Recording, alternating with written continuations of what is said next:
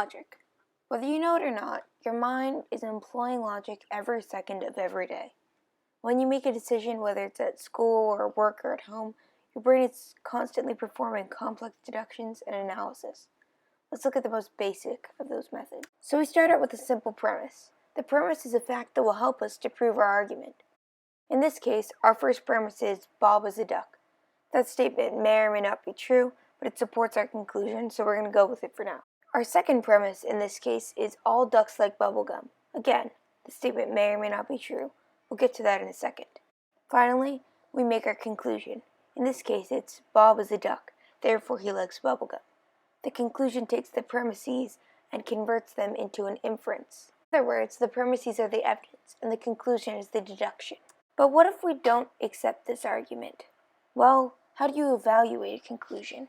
When you assess a statement, try not to think about if you agree with it. Instead, evaluate it based on these two criteria. First, are the premises true?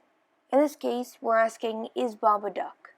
Since we don't know Bob personally, let's just assume that that's true.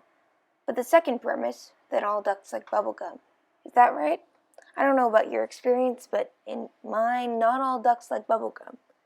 I mean, how would they even chew it with their tiny little beaks? So we've already disproved this argument, but let's look at the next criterion anyway. Do the premises support the conclusion? Well, check out this picture. Apparently, if every member of the duck family likes bubblegum, and Bob is a member of the duck family, then our argument is that he must like bubblegum. This is actually true, because Bob is part of the duck family, so the duck family's traits apply to him. This is a linear conclusion.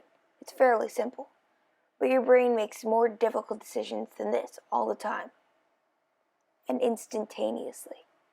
The trick is to remember not to judge an argument by its conclusion, but by its premises. And remember, your life may contain traces of philosophy.